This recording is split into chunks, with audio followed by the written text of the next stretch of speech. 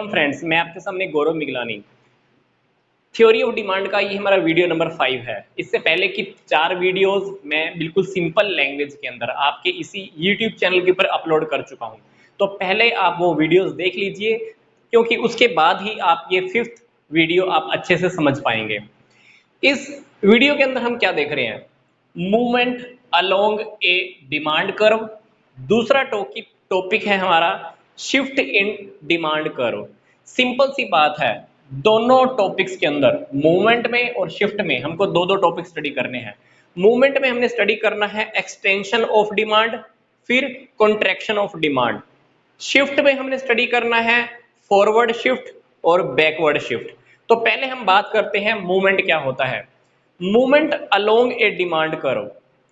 वैसे हमने पिछली वीडियो में देखा है कि डिमांड को इफेक्ट करने वाले काफी सारे टॉपिक होते हैं, काफी सारे फैक्टर्स होते हैं जिसकी वजह से हमारी डिमांड इफेक्ट करती है। प्राइस, रिलेटेड गुड्स का प्राइस, कंज्यूमर की इनकम, कंज्यूमर का टेस्ट, कंज्यूमर की प्रेफरेंसेस, एक्सपेक्टेशंस, ये सारी बातें होती हैं जो क्वांटिटी की डिमांड को इफेक्ट करता है। पर हम मूवमेंट में क्या टॉपिक पढ़ रहे हैं? सिर्फ हम प्राइस की बात करेंगे।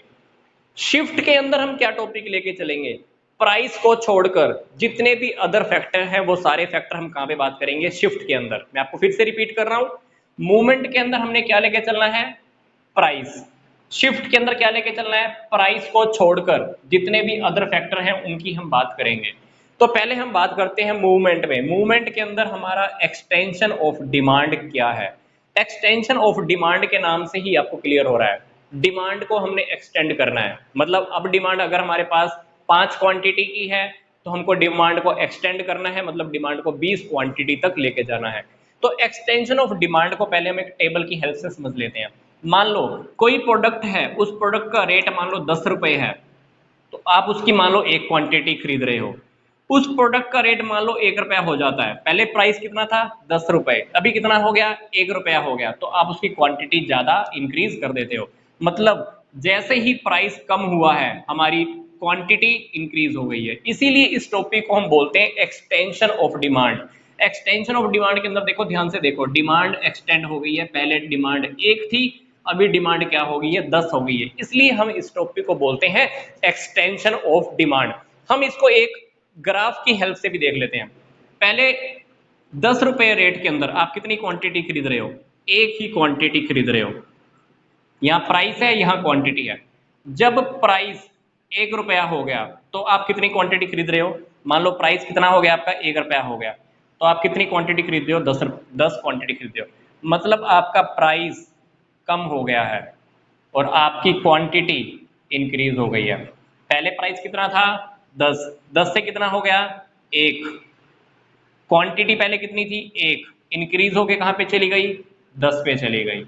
तो इसलिए हम इस टॉपिक को बोलते हैं एक्सटेंशन ऑफ डिमांड। मतलब प्राइस के कम होने की वजह से हमारा डिमांड इंक्रीज हो जाता है।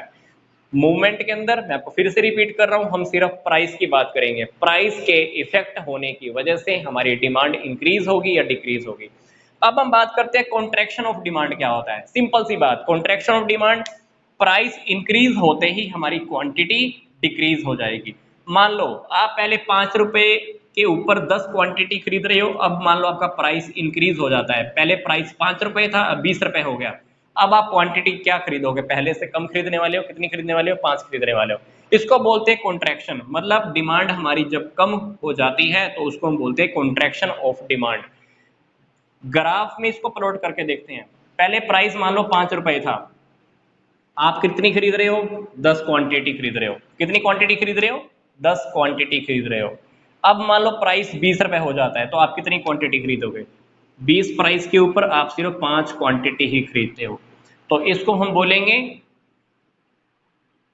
बोलेंगे कॉन्ट्रैक्शन ऑफ डिमांड। मतलब हमारी डिमांड पहले से हमारी अभी कम हो जाती है। पहले क्वांटिटी आप 10 खरीद रहे थे, अब क्वांटिटी कितनी खरीद रहे हो? 5 खरीद रहे हो। तो मूवमेंट के अंदर हमने क्या देखा?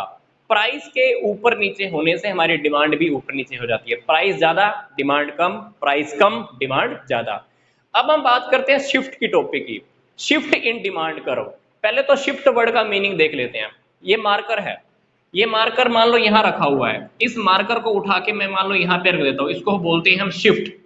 या ये मार्कर मान लो पहले यहाँ पे था, इस मार्कर को उठा के मैं एज इट इज ऐसे यहाँ पे रख देता हूँ, इसको भी हम बोलेंगे कि शिफ्ट करना। अब हम देखते हैं कि शिफ्ट डिमांड कर्व के अंदर क्या मीनिंग है। मैं आपको फिर से बोल रहा हूँ, शिफ्ट वाले टॉपिक में हमने प्राइस की बात नहीं करनी। प्राइस के अलावा जितने भी फैक्टर हैं उसकी वजह से हमारी डिमांड इंक्रीज हो सकती है या डिक्रीज हो सकती है। प्राइस के अलावा कौन से टॉपिक होते हैं? रिलेटेड गुड्स का प्राइस, कंज्यूमर की income, test, expectation, preferences. Table की हेल्प से, फिर ग्राफ की हेल्प से हम समझ लेते हैं। फॉरवर्ड शिफ्ट को हम बोलते हैं इंक्रीज इन डिमांड। मान लीजिए किसी कोमोडिटी का प्राइस पहले 10 रुपए है, आप कितनी क्वांटिटी खरीद रहे हो? 20 क्वांटिटी खरीद रहे हो। उस क्वांटिटी, उस कोमोडिटी का प्राइस तो अभी भी 10 रुपए ही है, आप उसका कितनी क्वांटिटी बढ़ा दी आपने? 10 क्वांटिटी बढ़ाकर आप उसकी कितनी क्वांटिटी खरीद रहे हो? 30 क्वांटिटी खरीद रहे हो। शिफ्ट के टॉपिक के अंदर प्राइस का तो कोई इफेक्ट ही नहीं है, क्योंकि प्राइस पहले भी 10 था, प्राइस अभी भी 10 है, पर आपकी क्वांटिटी इंक्रीज हो गई है। ग्राफ कैसे बनेगा? ग्राफ देखते हैं एक बार, फिर टॉपिक को भी समझते हैं। 10 रुपए के ऊपर प्राइस 10 रुपए है, कितनी क्वांटिटी खरीद रहे थे आप? 20। प्राइस कितना हो गया? आप प्राइस तो अभी भी 10 ही है, क्वांटिटी कितनी खरीद रहे हो आप? 30 खरीद रहे हो। मतलब ये आपका 30 का ग्राफ, पहले आपका ग्राफ यहां था, अब आपका ग्राफ यहां चला गया, तो इसको हम बोलते हैं फॉरवर्ड शिफ्ट। पहले आपका ग्राफ यहां पे था, अब आपका ग्राफ यहां पे चला गया।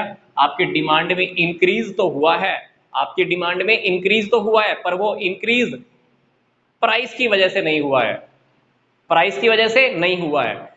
क्योंकि हो सकता है कि आप 10 रुपए के अंदर 20 क्वांटिटी खरीद रहे थे, आप अभी भी वो चीज 10 रुपए की है, आप उसकी 30 क्वांटिटी खरीद रहे हो। क्यों खरीद रहे हो सकता है कि आपका टेस्ट बदल गया हो, आपको वो चीज पहले से ज्यादा अच्छी लगने लगी हो।